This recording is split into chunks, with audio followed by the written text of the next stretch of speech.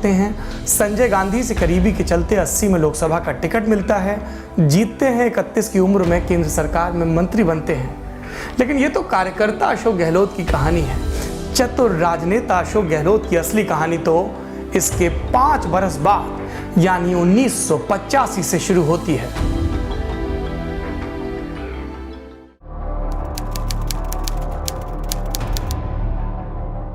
उन्नीस में इंदिरा गांधी की हत्या के बाद सत्ता राजीव गांधी के हाथ में आई। अशोक गहलोत राजीव के मंत्रिमंडल में बने रहे।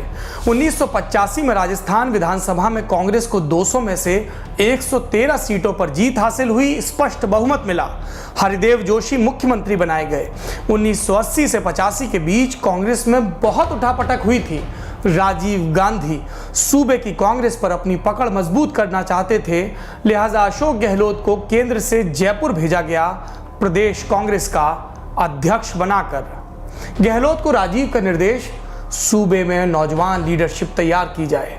राजीव को लगता था कि हरिदेव जोशी ओल्ड गार्ड का प्रतिनिधित्व करते हैं। जिस तरीके से राजीव संगठन और सत्ता चलाना चाहते थे, उन्हें जोशी दुरुस्त व्यक्ति नहीं लगते थे।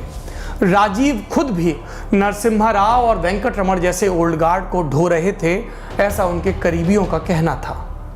गहलोत ने बॉस के कहे मुताबिक काम शुरू किया। राजेश पायलट, बलराम जाखड़ और रामनिवास मिर्धा जैसे युवा तुर्क गहलोत के साथ हो लिए।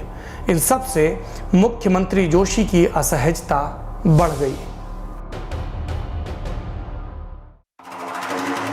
जनवरी 1988 अलवर के सरिस्का उद्यान में केंद्र की कैबिनेट मीटिंग रखी गई।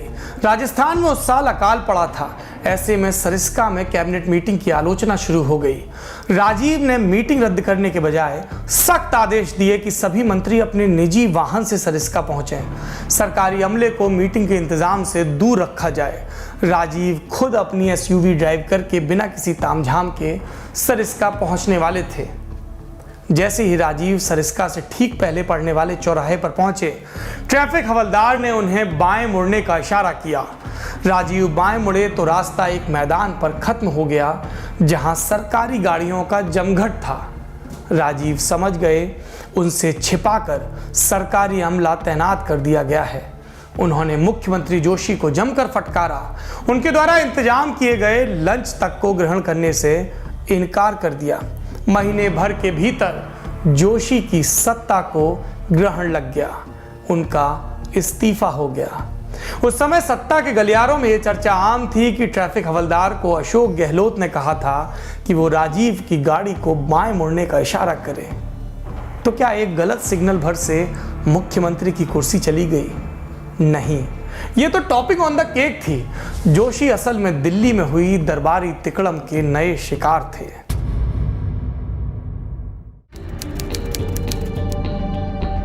तिकड़म खत्म हुई हवलदार के सिग्नल से, मगर शुरू हुई एक आईपीएस की बहाली के मसले से। आईपीएस राजस्थान में तैनात था, उस पर रेप के इल्जाम लगे तो राज्य सरकार ने सस्पेंड कर दिया। आईपीएस पहुंचा राजीव सरकार में अपने राजनीतिक आका गृह मंत्री और राजस्थान के जालौर से सांसद बूटा सिंह के पास। बूटा ने बहाली के लिए फोन किया राजस्थान के गृह मंत्री गुलाब सिंह शक्तावत को। उन्होंने बूटा की बात मानने से इनकार कर दिया। बूटा समझ गए ये गुलाब नहीं हरदेव बोल रहे हैं, वही हरदेव जिन्होंने उनके पंजाब का होने की बात कहकर राजस्थान से टिकट की बात का विरोध किया था। बूटा को दूसरी खुन्नस हुई दुलाराम के मसले पर। कभी गंगानगर से कांग्रेस विधायक थे दुलाराम, मगर 1985 का चुनाव हार गए। बूटा चाहते थे कि सरकार उन्हें स्टेट कॉरपोरेशन का चेयरमैन बनाकर समायोजित करे, मगर जोशी यहां भी नहीं माने। उधर अशोक गहलोत और जोशी के बीच का घर्षण बढ़ रहा था। सरकार के मंत्रियों ने प्रदेश कांग्रेस कमेटी की बैठकों में जाना छोड़ दिया था। अशोक गहलोत ने एक और पूर्व मुख्यमंत्री शिवचरण माथुर को तब अपने खेमे में किया। माथुर 1985 तक मुख्यमंत्री थे। उन्हें लगा कि अगर जोशी का विकेट गिरा तो उनका नंबर फिर लग सकता है। और इन सब के बीच दुलाराम ने बूटा और माथुर की एक मीटिंग करवाई गहलोत के कहने पर। मीटिंग का एजेंडा अखबार की एक 19 साल पुरानी कतरन। क्या था इसमें? 1969 के राष्ट्रपति चुनाव से पहले नागौर के डीडवाना में कांग्रेस का सम्मेलन था। वो राजस्थान में मोहनलाल सुखाड़िया का दौर था। हरदेव जोशी उनकी सरकार में मंत्री थे। मुख्यमंत्री और मंत्री दोनों कांग्रेस की अंदरूनी लड़ाई में प्रधानमंत्री इंदिरा गांधी नहीं बल्कि संगठन के ओल्ड गार्ड के साथ थे। इसी साथ के ताव में जोशी ने इंदिरा को अपशब्द बोलते हुए कहा, उनके कहने पर कौन वोट डालेगा। ये अखबार में छपा और दस्तावेज बन गया। और अब उसी दस्तावेज का इस्तेमाल करने की बारी थी। बूटा ने मीटिंग के बाद ये कतरन राजीव गांधी के दफ्तर पहुंचा दी और इसके बाद जोशी की उल्टी गिनती शुरू हो गई।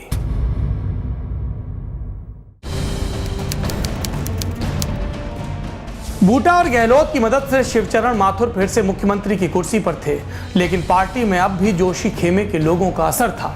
तभी हुए जोधपुर में जिला परिषद प्रमुख के चुनाव। प्रदेश अध्यक्ष गहलोत का गृह जनपद, उन्होंने अपना उम्मीदवार उतारा। सामने आया जोशी खेमे का बागी उम्मीदवार। गहलोत का आदमी चुनाव हार गया। जिस समय जोशी का तख्ता पलट किया गया था तब उनके पास कांग्रेस के विधायक दल के 110 में से 63 विधायक थे। ये लोग बगावत के लिए मौके का इंतजार ही कर रहे थे। अशोक गहलोत के उम्मीदवार का चुनाव हारना वही मौका था। जयपुर में कांग्रेस कार्यकर्ता अपनी ही सरकार के खिलाफ प्रदर्शन पर उतर गए। ये अप्रैल 1989 की बात है। दिल्ली से केंद्रीय मंत्री और यूपी के पूर्व मुख्यमंत्री वीर बहादुर सिंह को जयपुर भेजा गया। जोशी और नवल किशोर शर्मा खेमे के लोगों ने उनके होटल के बाहर प्रदर्शन किया। पुलिस ने लाठियां भांजी, तस्वीरें अखबारों में छपी और मामला किसी तरह शांत हुआ। दो लोग इस किसी तरह शांत स्थिति को देख मुस्कुरा रहे थे। पहले भैरव सिंह शेखावत, विपक्ष के नेता, उन्होंने पत्रकारों से कहा, राजस्थान में स्थिर सरकार है, बस हर साल मुख्यमंत्री बदल दिया जाता है। दूसरे हरदेव जोशी, जिन्हें जयपुर से निकाला मिला हुआ था, असम में बैठे थे महामहिम राज्यपाल बनके। कुछ महीनों बाद लोकसभा के चुनाव हुए। राजीव ने सत्ता गंवाई। राजस्थान में कांग्रेस सारी 25 सीटें हार गई। खुद गहलोत को जोधपुर सीट पर बीजेपी के जसवंत सिंह के हाथों हार का सामना करना पड़ा।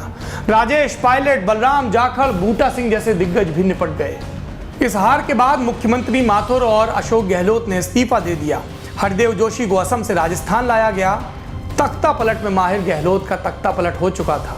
आगे की कहानी आप पिछले एपिसोड में कुछ जान चुके हैं।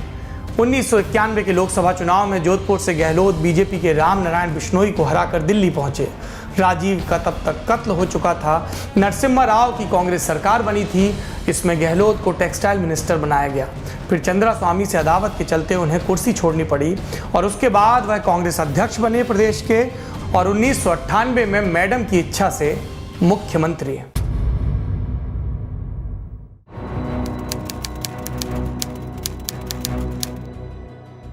गहलोत ने 5 साल सरकार चलाई, मगर 2003 में वसुंधरा राजे के नेतृत्व में बीजेपी ने उन्हें बुरी तरह हराया। सोनिया ने गहलोत को दिल्ली बुला लिया, पार्टी महासचिव बनाकर। मध्य प्रदेश में सत्ता गंवा चुके सीएम दिग्विजय सिंह के साथ भी यही किया गया। अब दिल्ली की संगठन पॉलिटिक्स शुरू हुई।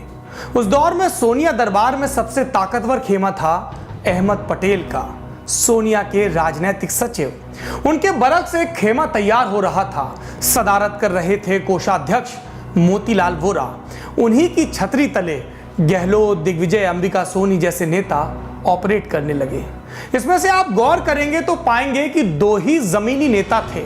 एक दिग्गी 10 साल एमपी के सीएम रहे, मगर उसके बाद से आज तक राजनीतिक कलंक ढो रहे एमपी में कांग्रेस को खत्म करने का। दूसरे गहलोत, जिन्होंने वापसी की। शायद इसीलिए कांग्रेस का इतिहास लिखने वाले वरिष्ठ पत्रकार राशिद किदवई कहते हैं, कांग्रेस के स्ट्रक्चर में 2 तरह के नेता हैं। एक जो दरबार पॉलिटिक्स में माहिर रहे जैसे प्रणब मुखर्जी और अहमद पटेल। दूसरे जो अपने इलाके में रसूख रखते थे, यानी जमीनी नेता थे, मगर ये नेता दिल्ली की पॉलिटिक्स में आकर फेल हो जाते थे। अशोक गहलोत इसके अपवाद रहे। न जमीन कमजोर हुई, न दिल्ली में पकड़। किदवई की बात आज के संदर्भ में और मौजू लगती है। आज राहुल गांधी की कांग्रेस में उनके बाद सबसे ताकतवर महासचिव गहलोत ही हैं, मगर उस पर बात आगे। फिलहाल तो बारी है 2008 के विधानसभा चुनाव की। इन 5 सालों में राजस्थान की सियासत बदली थी।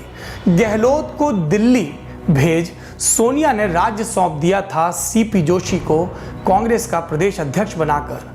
अरसे बाद कांग्रेस में एक बार फिर से ब्राह्मण लॉबी की धमक सुनाई देने लगी। जोशी ने 4 साल जमकर मेहनत की, संगठन में अपने लोगों को खड़ा किया और जब विधानसभा चुनाव के टिकट बटे तो सबसे ज्यादा उनके ही लोगों को मिले। गहलोत तब खुद कार्यकर्ताओं से कहने लगे, इस बार सीएम बनना मुश्किल है, जोशी का चांस लग रहा है। लेकिन वो जादूगर ही क्या जिसके करतब को नंगी आंख पकड़ ले। जोशी पूरे राज्य में कांग्रेस को जिताने की कोशिश करते रहे और गहलोत ने उनकी ही सीट पर खेल कर दिया। उदयपुर की नाथद्वारा सीट से सीपी जोशी विधायकी का चुनाव हार गए, सिर्फ 1 वोट से बीजेपी के कल्याण सिंह चौहान के हाथों। उधर कांग्रेस भी 200 सीटों वाली विधानसभा में 96 पर अटक गई। विकलांग जीत। अब सबकी नजर बसपा से जीत कर आए 6 विधायकों पर थी और ये विधायक कहां थे? अशोक गहलोत के साथ। गहलोत की दोबारा ताजपोशी हो गई। गहलोत ने बाद में इन 6 के 6 विधायकों को कांग्रेस में शामिल कर लिया। सीपी जोशी को केंद्र की यूपीए सरकार में समायोजित कर लिया गया मंत्री बनाकर और राजस्थान में गहलोत राज का दूसरा चरण शुरू हो गया।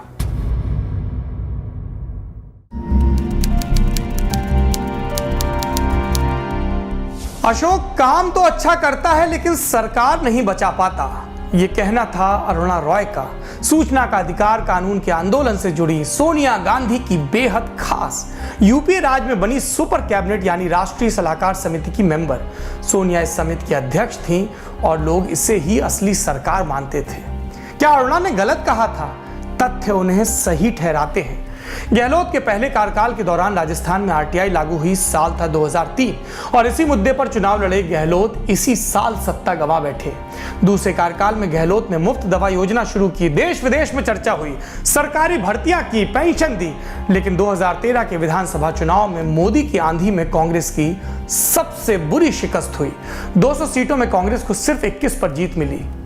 तो सूबे में सबसे बड़ी जीत यानी 1998 के विधानसभा चुनाव में 157 सीटों पर जीत और सबसे बड़ी हार 2013 की हार, दोनों गहलोत के खाते में जमा हो गई। इस हार के बाद गहलोत फिर दिल्ली आ गए।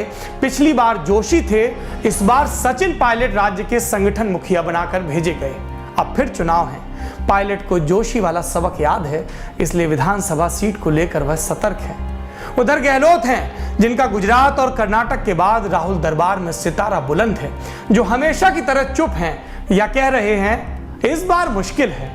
मगर गहलोत के दरबार में लगी भीड़ को देखिए, आपको समझ में आ जाएगा ये गुलदस्ते से कबूतर निकलने के पहले की शांति है। शांति जो तसल्ली देती है, शांति जो निर्मम होती है, शांति जो किसी का क्रूर सियासी कत्ल कर सकती है, शांति जो आपको ताज दिला सकती है, शांति जो एक सियासी रणनीति हो सकती है। चलिए अब हम भी इस एपिसोड की दास्तान पूरी कर शांत होते हैं। मुख्यमंत्री के अगले एपिसोड में देखें राजस्थान की पहली और इकलौती महिला मुख्यमंत्री की कहानी, जिसने 10 साल सूबे पर राज किया और दोनों बार अपनी पार्टी के राष्ट्रीय अध्यक्षों को नहीं सैंटा, पहले राजनाथ सिंह और फिर अमित शाह। मुख्यमंत्री का यह एपिसोड आपको कैसा लगा कमेंट बॉक्स में लिखकर जरूर बताइए। अगर YouTube पर यह वीडियो देख रहे हैं तो दी ललन टॉप के YouTube चैनल को सब्सक्राइब करें। Facebook पर देख रहे हैं तो ललन टॉप के Facebook को लाइक करें।